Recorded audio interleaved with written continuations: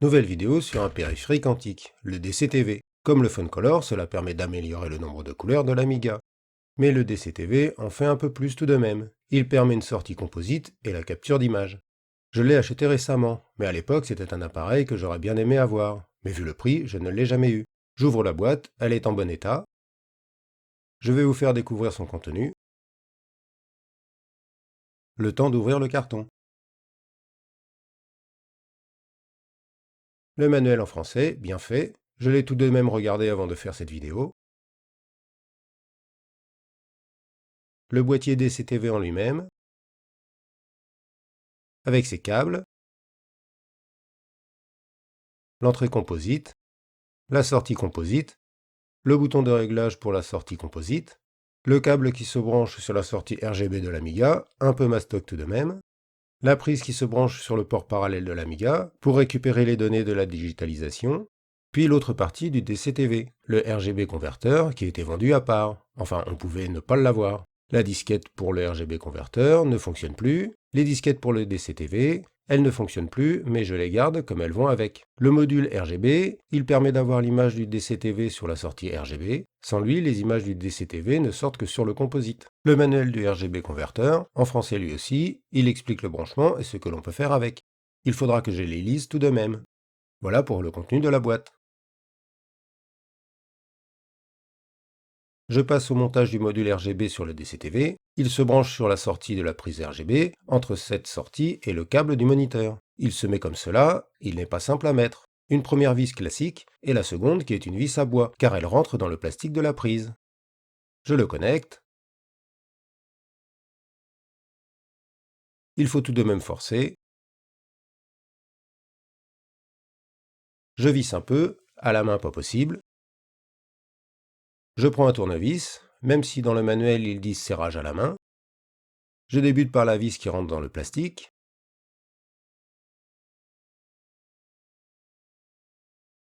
Et je fais l'autre vis.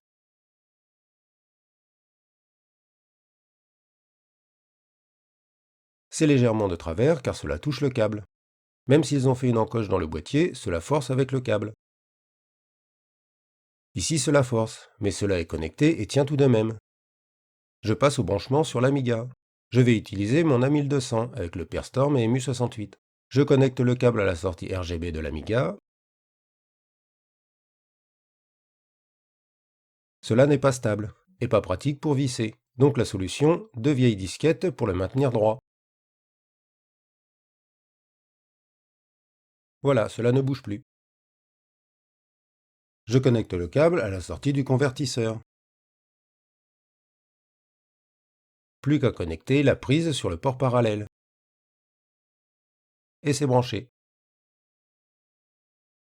Voilà le tout monté sur le 1200. La sortie RGB et le convertisseur et le câble parallèle. Le DCTV et le caméscope connectés dessus ainsi que la sortie composite vers le convertisseur. Alors très pratique les boutons de réglage du convertisseur. Il n'aurait pas pu les mettre de ce côté-là, cela aurait été plus simple. Les composites sont sur le CDTV.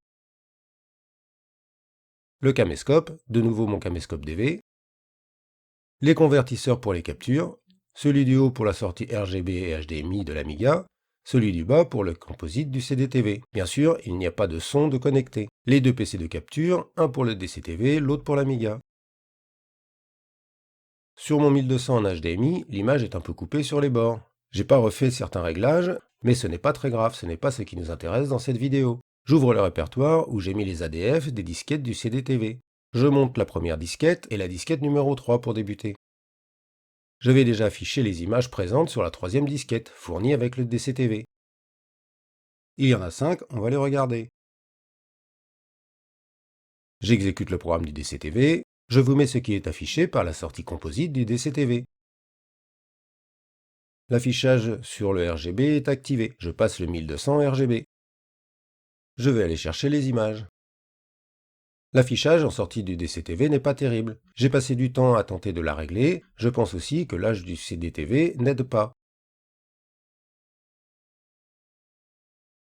Voici la première image.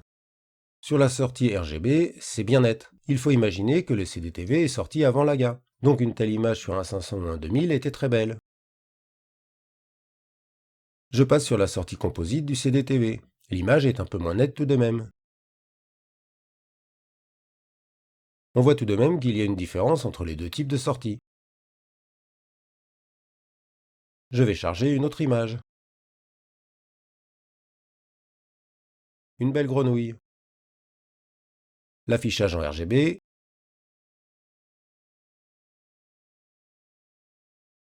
L'affichage en composite.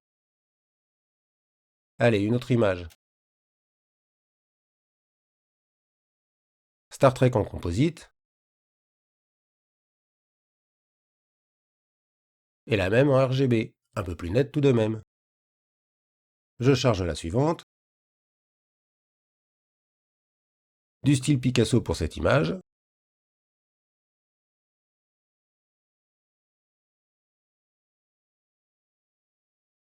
J'ouvre la dernière image. Voilà pour les images fournies avec le CDTV. Cela donne bien sur un 500 ou un 2000 tout de même. Même si la sortie composite est un peu moins nette, mais je pense que cela vient de l'âge du CDTV, il faut peut-être lui changer quelques condensateurs. Il est fourni avec un logiciel de dessin. En fait, tous les logiciels sont regroupés dans un seul. Bien qu'une version existe sur la deuxième disquette pour les machines avec peu de mémoire, les logiciels sont coupés en deux. Je vais voir ce que donne le logiciel de dessin, bien que je n'irai pas bien loin. D'une, je ne le maîtrise pas, et en plus, je ne sais pas vraiment dessiner comme cela. Je ne sais pas pourquoi, mais une partie de l'écran ne s'affiche pas correctement. Je ne sais pas si cela vient du 1200 ou du fait que je suis en 3.2. Là, on a des menus, je ne sais pas trop quoi faire. Je vais faire du texte, au moins cela devrait aller. Je choisis la police et vous retrouve. Je prends cette police. Les couleurs de la police ne sont pas affichées ici. Cela fait pas mal, on peut la déplacer. Désolé, je découvre presque en même temps.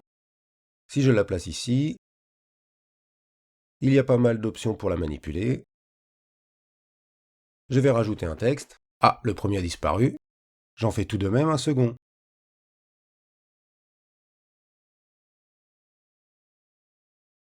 Peut-être trop petit cette taille, je reviens sur l'autre. Je vais le placer au centre de l'écran. Je vais lui faire une rotation.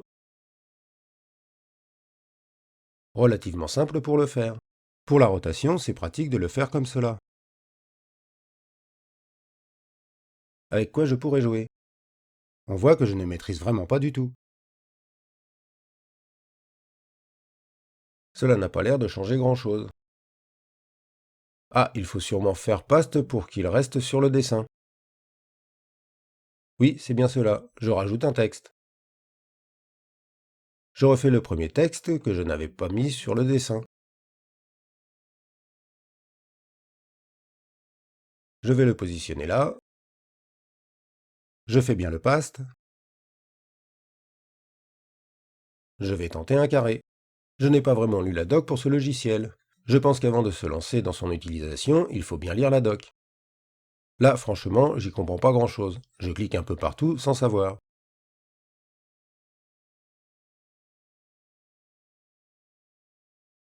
Oui, bon, c'est pas concluant. Bon, faudra lire la doc. Je passe sur le composite du DCTV pour voir ce que cela donne. C'est tout de même pas mal. Cela peut permettre un enregistrement sur un autre support, comme un magnétoscope. Il faut se remettre dans les années 90. J'ai trouvé pour faire un cercle. Voilà un joli cercle. En le maîtrisant, il doit tout de même être pas mal ce logiciel. Je vais passer sur une autre partie du DCTV. Comme le DCTV est aussi un module de capture d'image, je vais le tester. J'ai l'habitude de capturer avec un VD 24RT, du reste j'en avais fait une vidéo que je vous mets en fiche. Allez, je scanne, le caméscope vise le CDTV. Je lance la capture, vous voyez ce qui se passe sur la sortie composite du DCTV. On voit une sorte de balayage. C'est tout de même plus long pour digitaliser, bien plus qu'avec le VD 24RT. Il a fini, voyons ce que cela donne.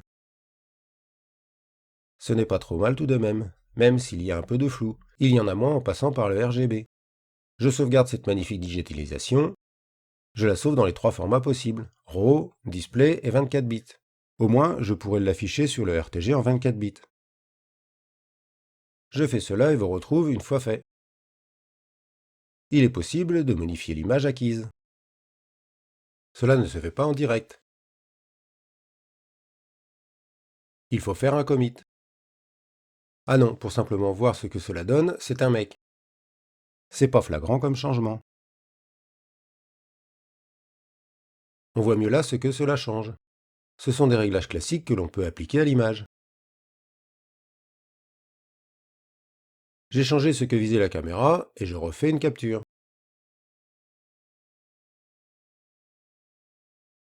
Toujours des traits sur la sortie composite du DCTV pendant la capture.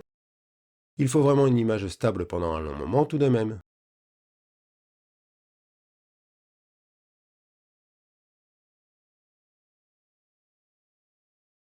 Le résultat n'est pas trop mal, mais c'est tout de même bien mieux en RGB.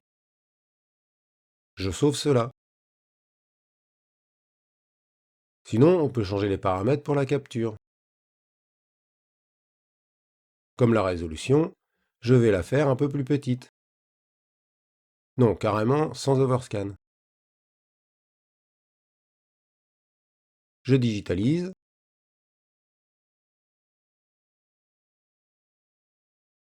C'est un peu plus rapide, mais cela reste difficile de faire plus que des images fixes.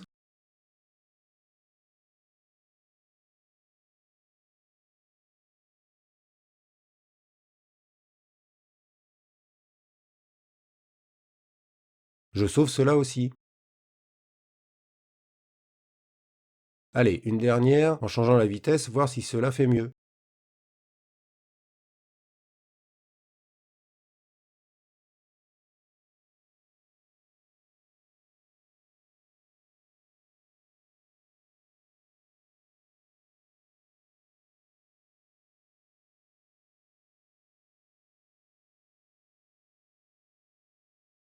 Ah oui, c'est beaucoup plus lent effectivement.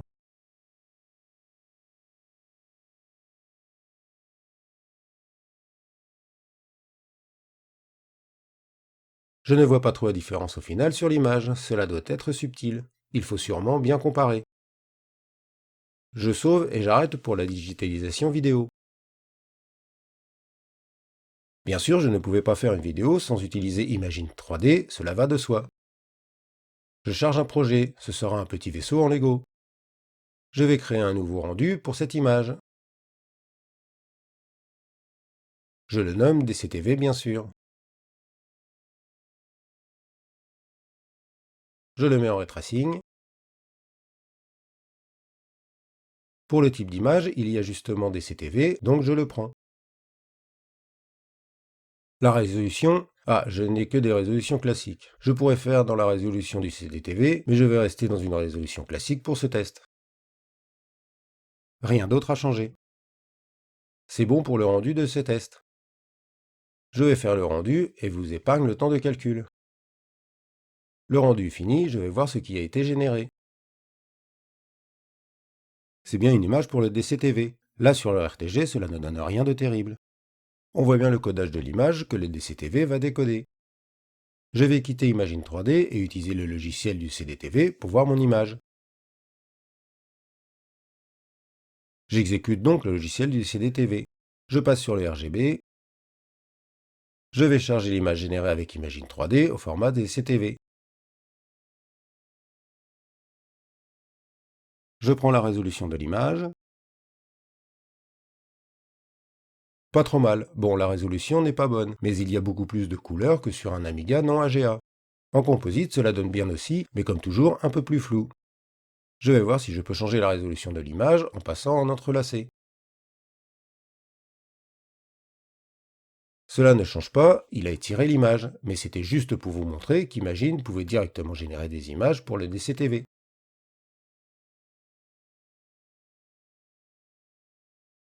J'ai généré une animation du même vaisseau, voici ce que cela donne en RTG. C'est bien généré pour le DCTV. Voici donc la suite d'images de l'animation, elle fait sans images. Je fais l'anime et vous montre le résultat. L'anime chargée avec Multiview simplement. Je la lance. Aïe, ce n'est pas super. Pourtant la première image était bien.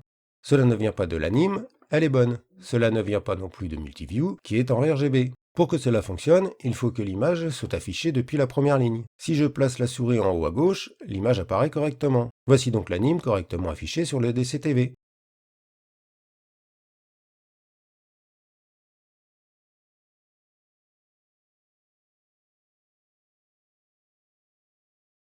Donc il est déjà possible de faire de la 3D avec le DCTV, bien plus déjà qu'avec le Funcolor déjà testé.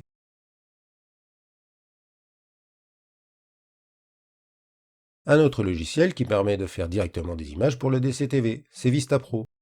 Je l'exécute, il ne fonctionne qu'en RGB. Il suffit de choisir dans les options l'affichage DCTV 4 bits. Ensuite, la résolution en interlace et la taille de l'écran. Pour le moment, je vais rester comme cela pour débuter.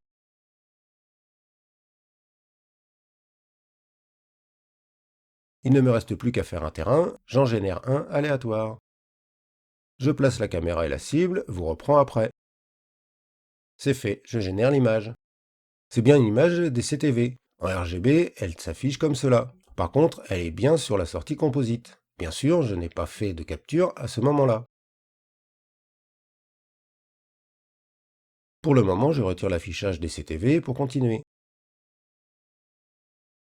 Je fais un rendu. Je vais faire un peu mieux. Voilà qui est un peu mieux comme image, cela suffira pour l'exemple. Je repasse en rendu DCTV. Mais je reste dans la même résolution. Je la génère. Voilà donc l'image en RGB, beaucoup plus de couleurs que sur un 500 ou un 2000.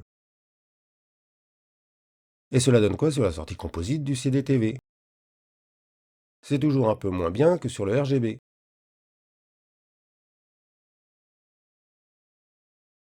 J'ai sauvé l'image en IFF 24 bits, je vais voir si le logiciel du CDTV peut l'afficher correctement. Je passe sur Paint. Je charge l'image faite avec VistaPro.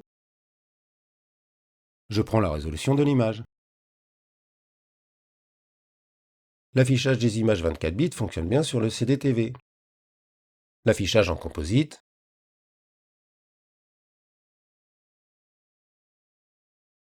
J'ai fait une petite animation très rapide de cette image avec MakePath. J'en avais fait une vidéo que je vous mets en fiche. Elle n'est pas super, j'en conviens, mais cela donne une idée de ce qui est faisable.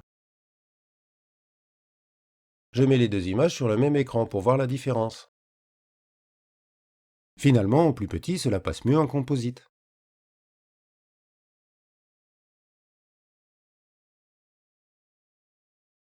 Il est possible d'utiliser des logiciels de dessin classiques pour faire des images DCTV. Je vais utiliser Personal Paint pour vous montrer rapidement.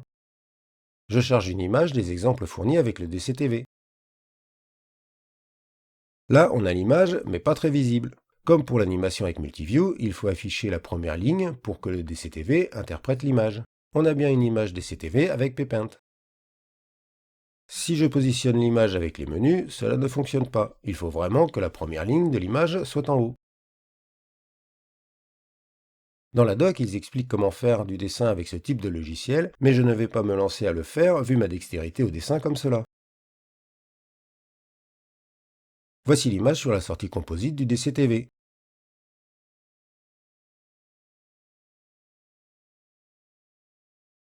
Un truc intéressant, quand le DCTV affiche une image codée, il lui faut une ou deux frames pour afficher l'image correctement.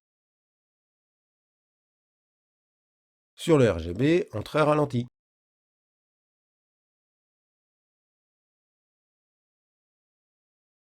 Sur le composite aussi, en très ralenti.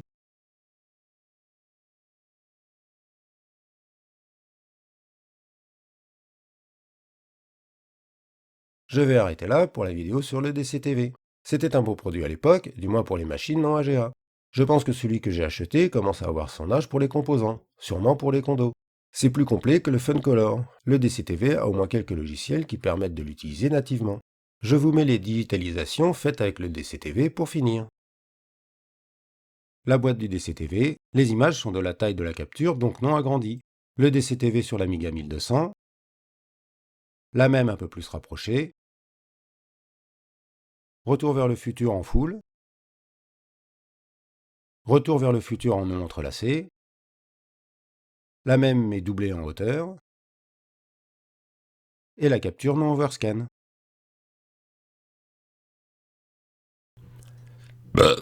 Tiens, j'ai fait une petite animation.